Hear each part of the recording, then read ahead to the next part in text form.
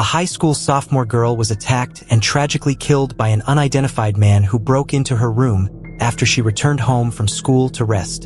In the early stages, the investigation faced extreme difficulties due to the lack of clues, and for more than a decade, there were no significant breakthroughs.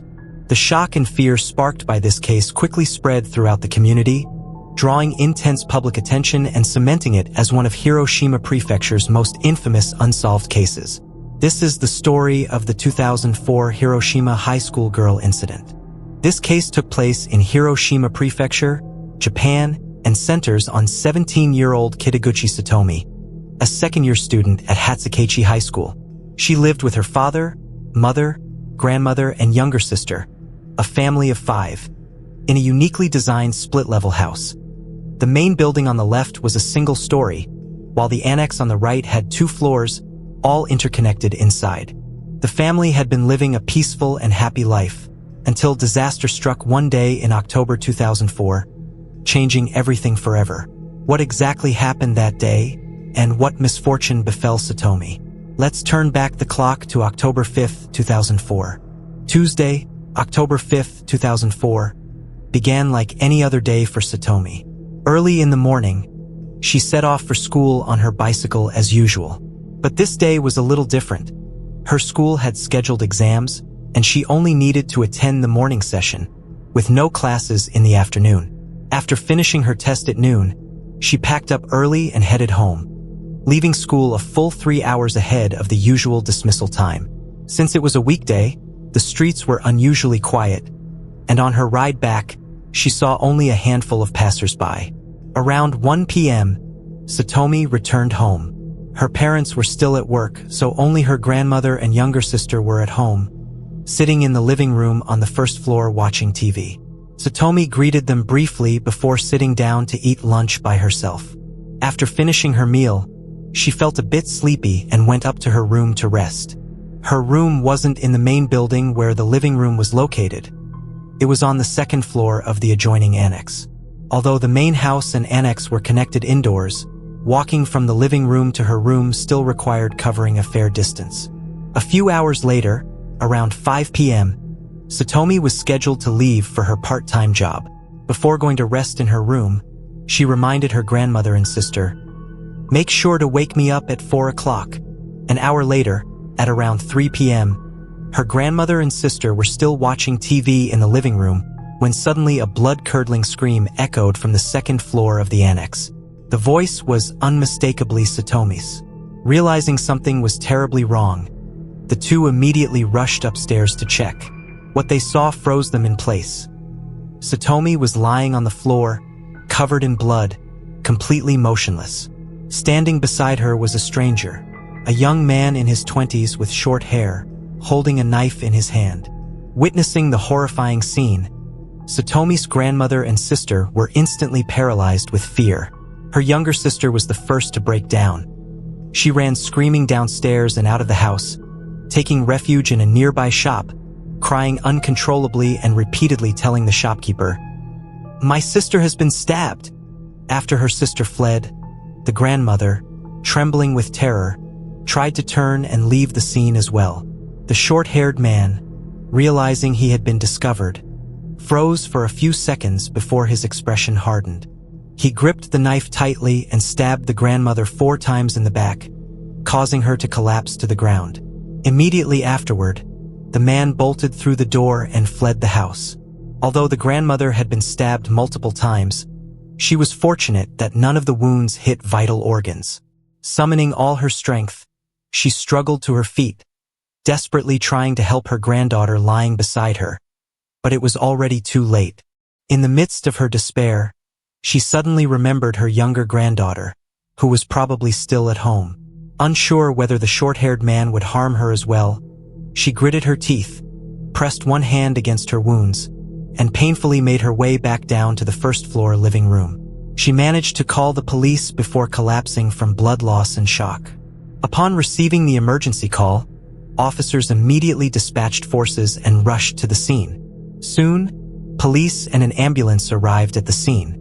Inside the house, rescue personnel first found the grandmother collapsed near the phone on the first floor, and immediately rushed her to the hospital for emergency treatment. They then went upstairs to the second floor, where they found Satomi lying in a pool of blood, showing no signs of life. Forensic examination later revealed that Satomi had sustained a total of 10 stab wounds, with the fatal injury located near her heart. Her body showed no signs of sexual assault. The police immediately launched a search for witnesses, going door to door in the neighborhood around the crime scene. However, since the attack occurred around 3 p.m. when the streets were nearly empty, no one saw any suspicious person leaving Satomi's home. This made it impossible for investigators to determine the suspect's escape route, creating a major obstacle for the case. Meanwhile, Satomi's grandmother was rushed to the local hospital and admitted to the intensive care unit. She had multiple stab wounds, including injuries to her left ear, abdomen, and back, and was initially unconscious from the severity of her wounds.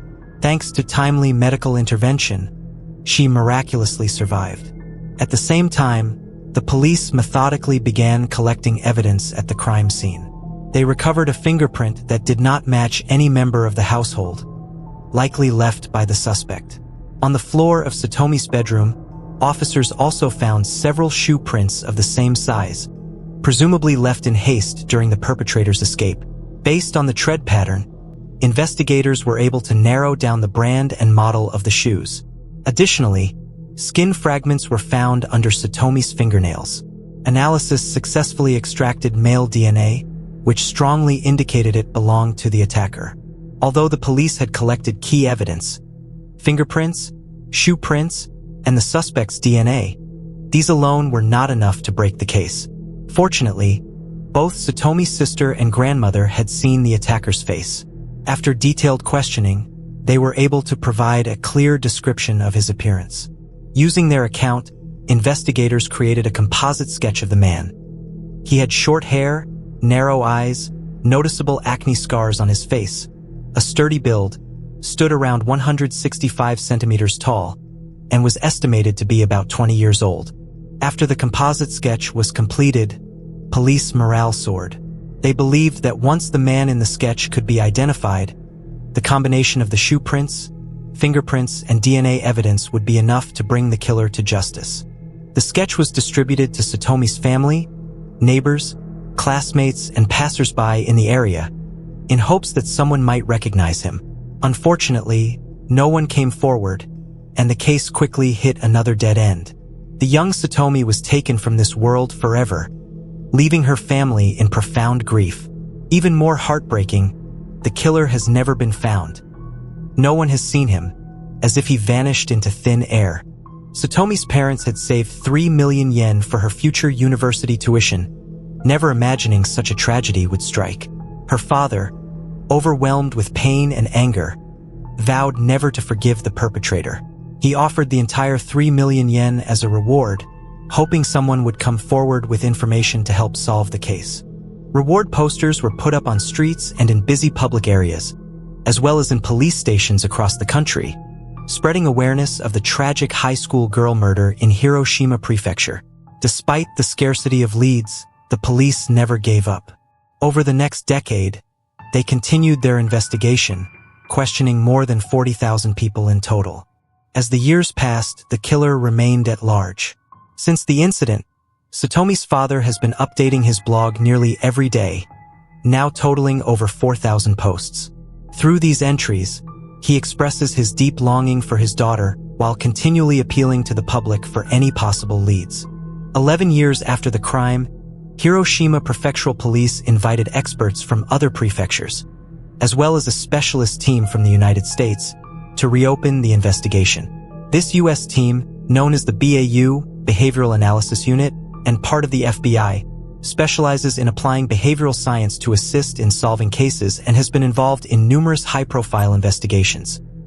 The team revisited the original crime scene and re-interviewed some neighbors, hoping to uncover new leads. Through a comprehensive criminal psychological analysis, the expert team concluded that the killer had not originally planned to murder Satomi. Rather, certain unforeseen events triggered him to commit the crime. Using the original police sketches along with modern technology, they reconstructed what the suspect might look like 11 years after the attack. Compared to the hand-drawn sketch from the time of the crime, this computer-generated image provided a more accurate representation of the suspect's likely appearance. However, despite the assistance of the BAU experts, the case still made no progress.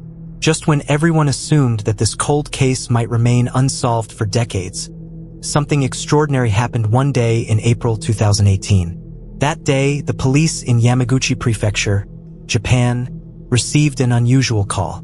The caller identified himself as an employee of a construction company and reported that his boss, in a sudden fit of anger, had kicked him hard in the rear. He asked the police to come and handle the situation. Officers arrived at the company to investigate.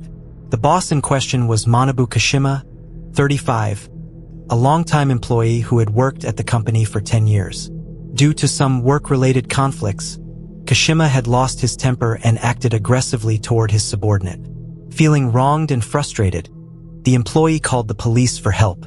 When the Yamaguchi police arrived at the company, they found that both men had largely calmed down. However, since a report had been filed, procedure required that statements be taken from both parties, especially from Manabu Kashima, who had committed the aggressive act. As the officers prepared to collect Kashima's fingerprints, he appeared noticeably uneasy and fidgety. The incident itself was minor, causing no serious injuries.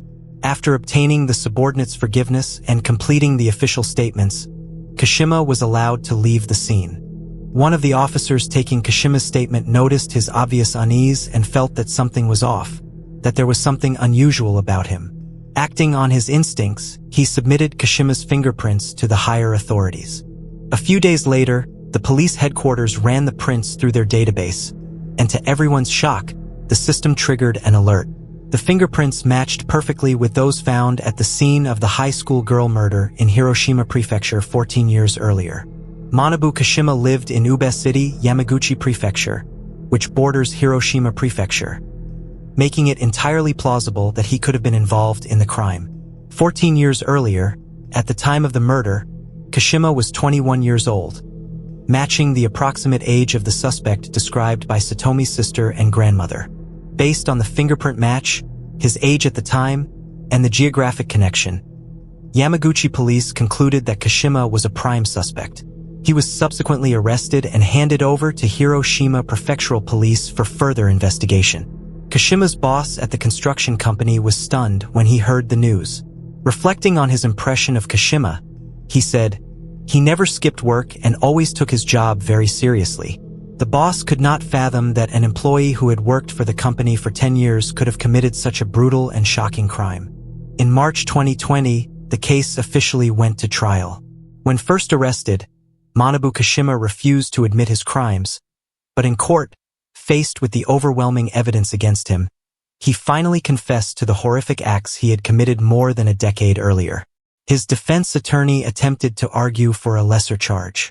Kashima claimed that he did not personally know Satomi Kitaguchi. On the day of the crime, he said he rode his motorcycle from Ube City to Hatsukaichi. The day before, he had impulsively quit his job after oversleeping, bringing 200,000 yen in savings and discarding his phone, intending to travel to Tokyo. Feeling frustrated and depressed due to work-related setbacks, he admitted that when the streets were quiet, he saw Satomi riding her bike home at noon.